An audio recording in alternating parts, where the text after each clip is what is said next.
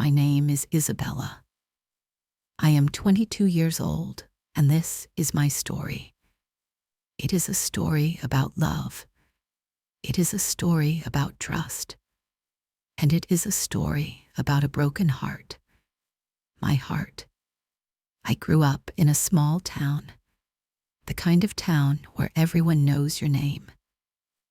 The streets are lined with old oak trees. The houses have small gardens. Life was simple. It was quiet. And for a long time, it was happy. The center of my world was a boy named Liam. Liam and I were friends since we were children. We lived on the same street. We went to the same school. We played in the same parks. His smile was the first thing I looked for in the morning. His laugh was my favorite sound. He was not just my friend. He was my other half. Our best friend was Olivia. The three of us were always together. We were like 3 peas in a pod. Olivia was beautiful and funny. She was more confident than me. I was quiet and shy. She was like a sister to me. We shared secrets. We shared dreams. I trusted her with everything. I trusted both of them. When Liam and I finished school, our friendship turned into love. It was easy. It was natural, like a river flowing to the sea. Everyone in town said we were the perfect couple. Isabella and Liam, Liam and Isabella. Our names always went together. We started dreaming of a future, a life together. We had a simple dream. We wanted to get married in the little church in the center of town. We wanted to buy a small house, not a big house, just a small, cozy house with a blue door. I wanted a garden in the back, a place to grow flowers. Liam wanted a small workshop for his woodwork. He was good with his hands. It was a beautiful dream. But dreams cost money. And we didn't have much. Our town was small. The jobs were few. The pay was low. Liam worked at his father's garage. He repaired cars. I worked at the local bakery. I woke up early to bake bread. We saved every penny we could. But it was slow. Very slow. After a year of saving, we looked at our money. It was not enough, not even for a down payment on a small house. I felt sad. I felt discouraged. Our dream felt so far away. I wanted to start our life. I wanted to be Liam's wife. I felt impatient. I wanted our dream to come true now. One evening, my aunt called. She lived in the big city. It was many hours away by bus. She told me about a new factory that opened there. She said they were hiring many people. The pay was very good, much better than the bakery. You could make a lot of money here, Isabella, she said.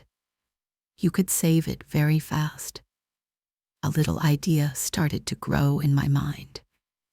A scary idea, but also an exciting one.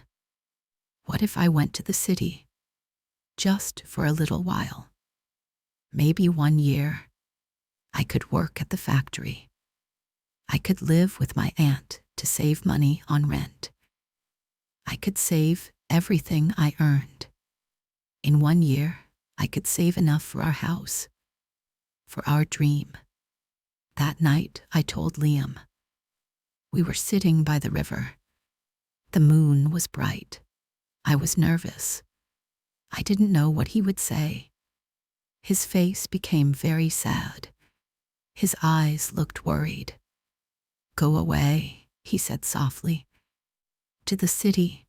For a whole year. It's the only way, Liam, I said. My voice was shaky. We can save so much faster. Think about it. In just 1 year, we can have our house, our garden, our future. He was quiet for a long time. He held my hand. His hand was warm and strong. I don't want you to go, he whispered. I will miss you too much. I will miss you too, I said. Tears were in my eyes. More than anything. But it's for us. It's for our dream. He looked at me. His eyes were full of love and sadness. Okay, he finally said. Okay, Isabella. If you think it is right, I will support you. Then he held me close. He kissed my forehead. But you must promise to come back, he said. I promise, I said. Of course I promise. And I will wait for you, he said. His voice was serious. I promise, Isabella, I will wait, always. I believed him. Of course I did. He was Liam, my Liam. The next day, I told Olivia. We met at our favorite cafe. She was excited for me. Wow, Izzy, the big city. That's so brave, she said. Then she saw my sad face. She took my hand. It will be hard, she said. Liam will be so lonely without you. I know, I said. That's what I worry about the most. Olivia smiled a bright, reassuring smile. Don't you worry about a thing, she said. I'm here. I'll look after him for you. I'll make sure he eats properly. I'll drag him out of the house sometimes. We'll be fine. You just go and earn that money for your dream house. Her words made me feel so much better. I had Liam's promise. And I had Olivia's support. My future husband and my best friend. I felt so lucky. I felt so loved. What could possibly go wrong? Leaving was the hardest day of my life. Liam and Olivia came to the bus station. My parents were there too. I hugged my mom and dad. They told me to be careful, to work hard. I hugged Olivia tightly. Thank you, I whispered, for everything. Of course, she said, we're sisters. Then I turned to Liam. I couldn't speak. I just looked into his eyes. He gave me a small, carved wooden heart. To remember me, he said. I put it in my pocket. I hugged him one last time. I could smell his shirt. It smelled like home. I didn't want to let go, but the bus was leaving. I got on. I found a seat by the window. I waved until I couldn't see them anymore. Then I held the little wooden heart in my hand, and I cried. Life in the city was a shock. It was so big, so loud, so many people. Everyone moved so fast. My aunt's apartment was small, but she was kind. I was grateful to have a place. The factory was even louder than the city. Big machines made a constant noise. The work was hard. I stood on my feet for 10 hours a day, packing boxes, lifting heavy things. At the end of the day, my body ached. I was so tired, but I didn't complain. I had a goal. Every time I felt tired, I thought about Liam. I thought about our house with the blue door. I thought about the garden I would plant. I looked at the picture of him and Olivia on my small bedside table. I held the wooden heart he gave me, and I kept going. I lived a very simple life. I worked, I ate, I slept. I didn't buy new clothes. I didn't go to the movies. Every dollar I earned, I put into my savings account. It felt good to see the numbers grow. Each dollar was a step closer to home, a step closer to Liam. Every Sunday, I called home. It was the best part of my week. I would talk to Liam and Olivia. Usually, they were together. They would put the phone on speaker. I would tell them about my week, about the factory, about the city. They would tell me about the town, about our friends, about what was happening at home. The first few months, the calls were long and happy. Liam's voice was like music to my ears. "I miss you, Izzy," he would say. "The town is not the same without you." My heart would feel so full. Olivia would joke and laugh. "Don't worry, he's not too sad. I'm taking him to get ice cream later," she would say. It made me happy to know they were together, that my best friend was taking care of my love. I sent them letters too, long letters full of my thoughts and dreams. Liam sent me letters back. At first, his letters were short but sweet. He told me he loved me.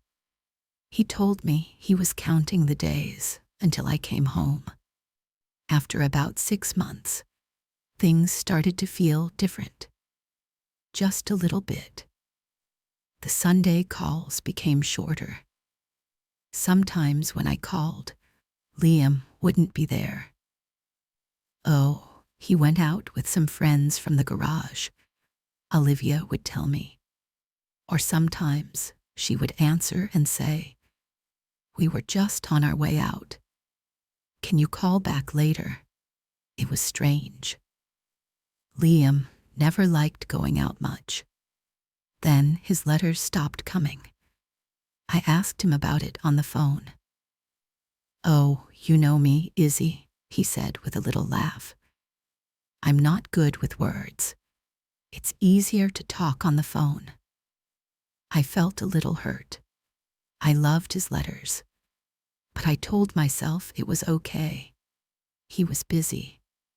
Sometimes, when we did talk, he seemed distracted, far away. He talked about Olivia a lot. Olivia and I went fishing on Saturday. Olivia helped me fix the roof on the garage. Olivia made this amazing pie. It was always Olivia and I. A small, cold feeling started to grow in my stomach, but I pushed it down. I told myself I was being silly. I was just lonely and tired. Of course, they were spending time together.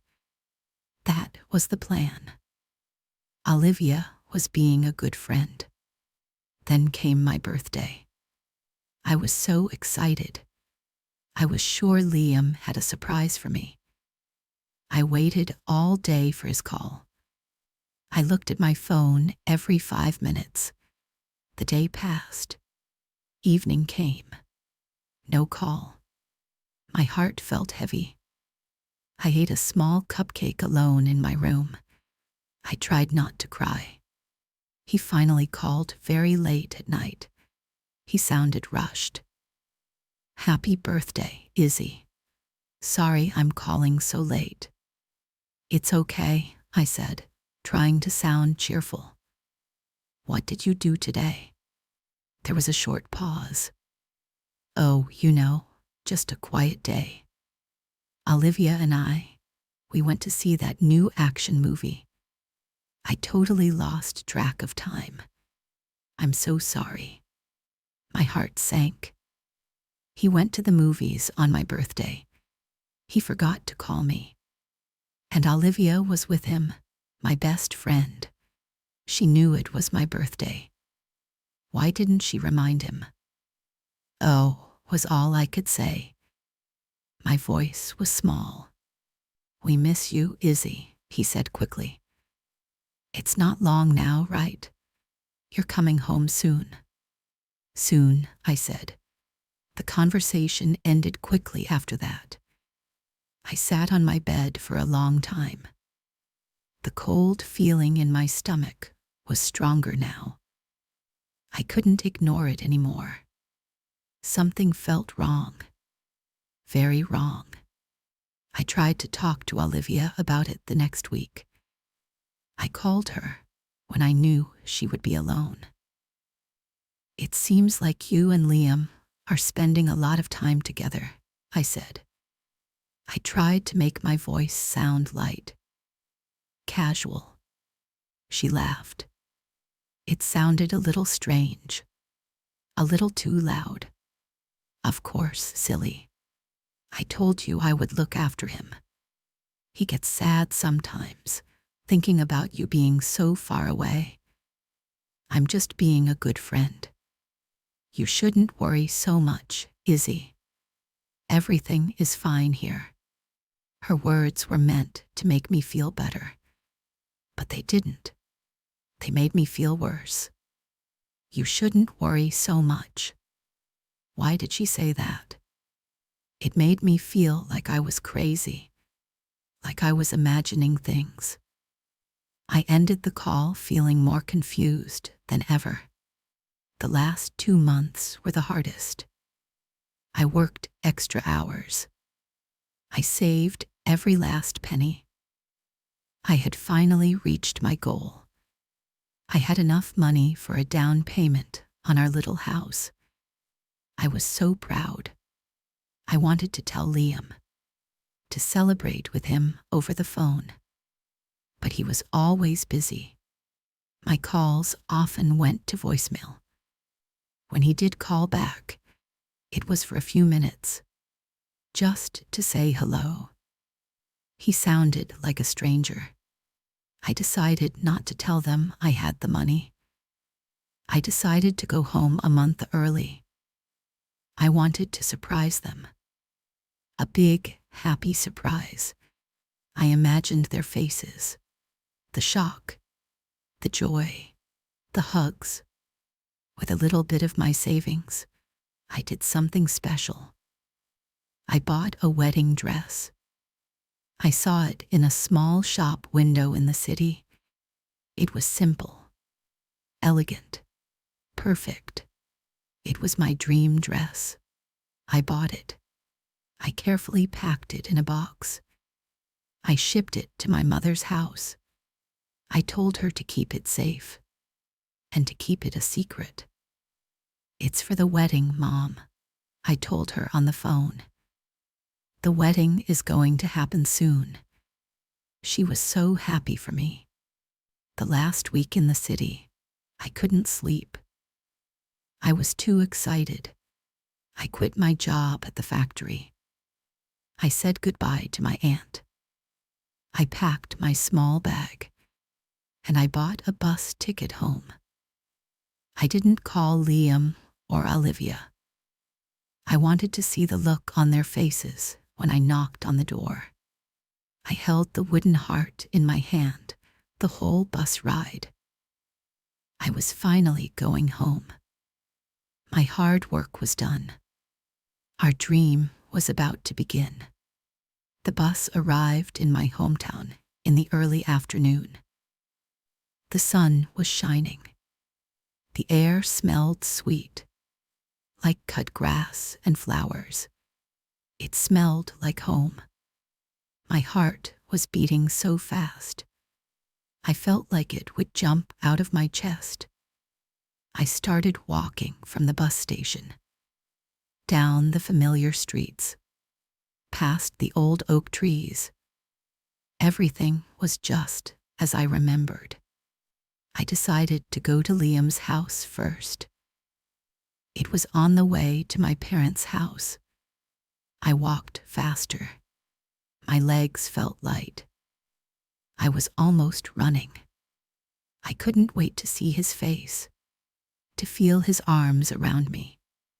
As I got closer to the center of town, I heard a sound. Church bells. The bells from the little church where we planned to get married. They were ringing loudly, happily. That's strange, I thought. It's a Saturday. Then I saw people. Lots of people. They were dressed in beautiful clothes, suits and dresses. They were all walking in the same direction, towards the church. It looked like there was a wedding. A big wedding. I wondered who was getting married. Maybe someone from our old school. I slowed down. A strange feeling started to creep over my excitement. A cold feeling, like a shadow.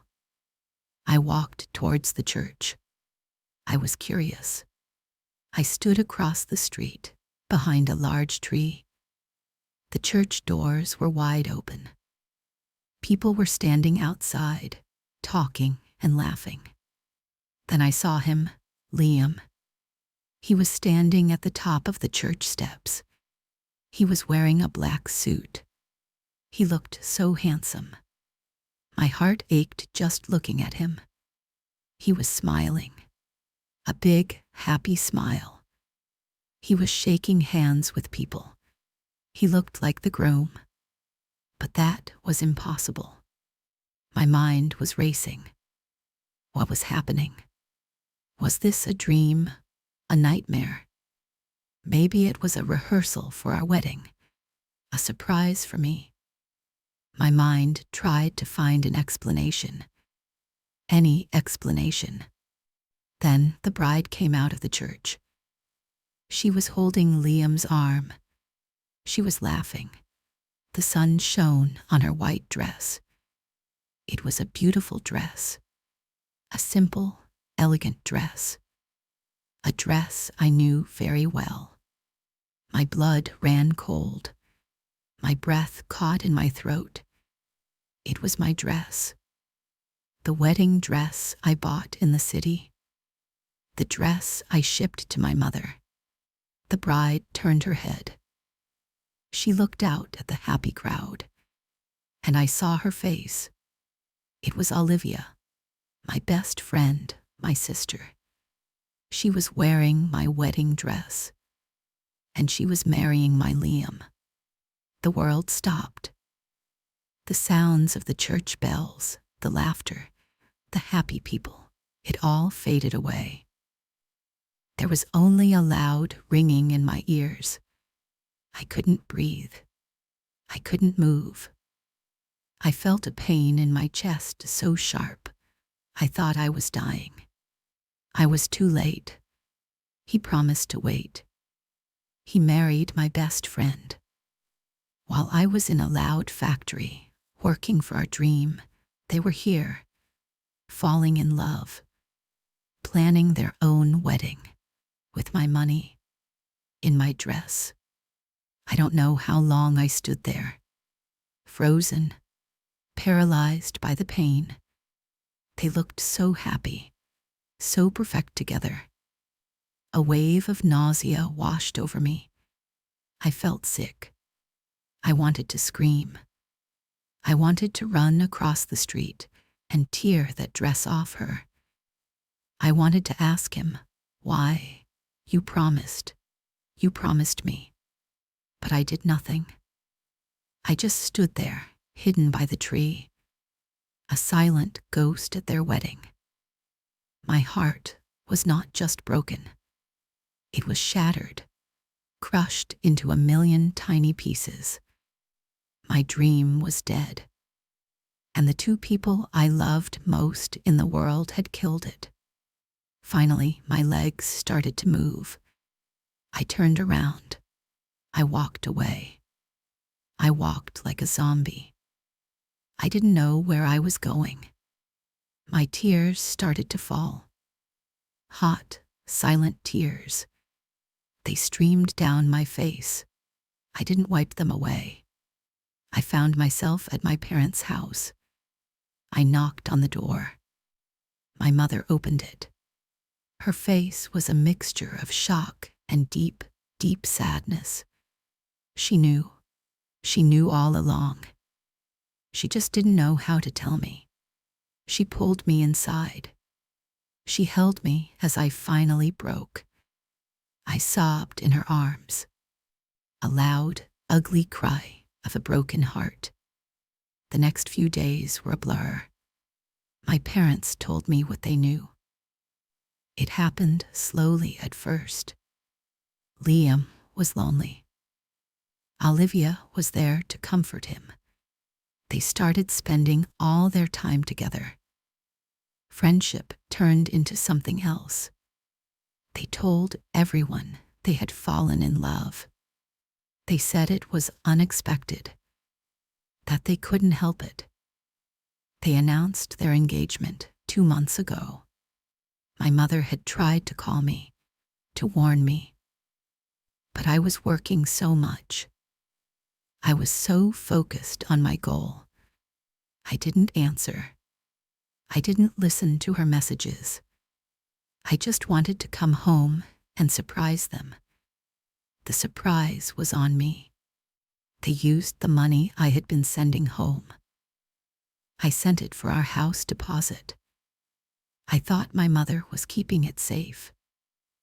But Liam had convinced her that he was using it to plan our wedding. A surprise wedding for when I returned. My mother, who loved Liam like a son, believed him. They used my hard-earned money to pay for their flowers, their cake, their celebration. They used my trust. They used my love. I stayed in my room for a week. I didn't eat. I didn't speak. I just lay in bed, staring at the ceiling. The pain was a physical thing, a heavy weight on my chest. I felt empty. I felt stupid, so stupid. How could I have been so blind? The short phone calls, the forgotten birthday, the constant Olivia and I. The signs were all there. I just didn't want to see them. I trusted them too much. After a week, my father came into my room. He sat on the edge of my bed. He didn't say much. He just handed me my bank book, the one from the city.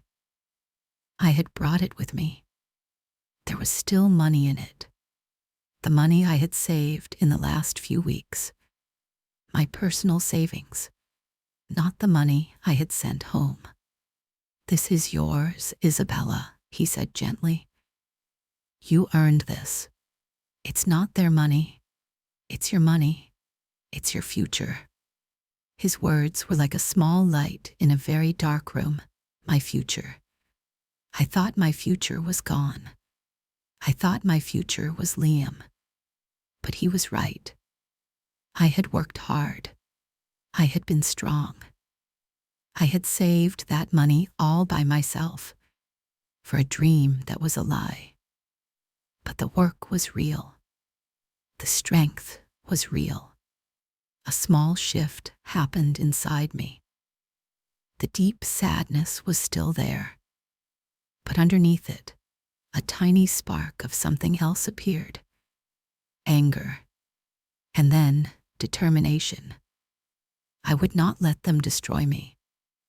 They took my love, my trust, my dream. They would not take my future too. I decided I could not stay in that town.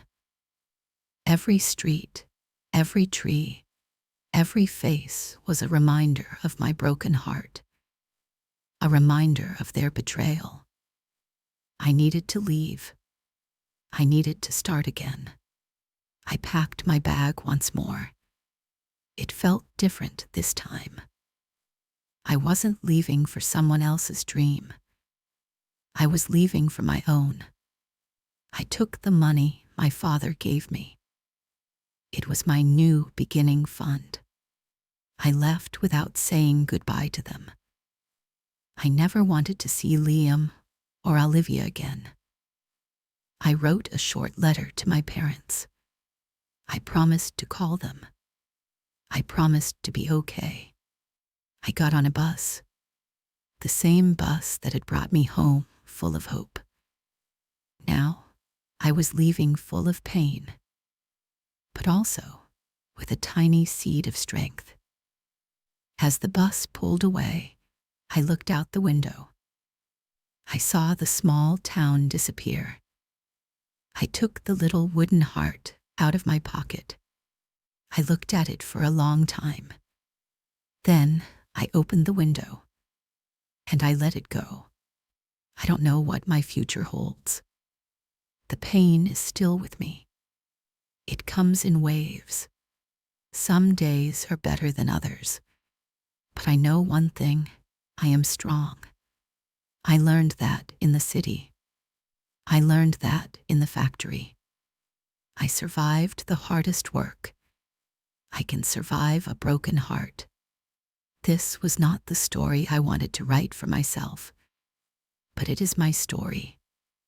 And now, a new chapter is beginning. A chapter that is just about me. Isabella. I will build my own life. Maybe one day I will buy my own house, with my own door, any color I want. If you are listening to this, and your heart is broken, please know this. The pain is real. It is okay to cry. It is okay to feel lost. But you are not broken. You are stronger than you think. This is not the end of your story. It is just a very hard chapter. Keep turning the pages. You can find your way back to the light. You can do this too. Keep going.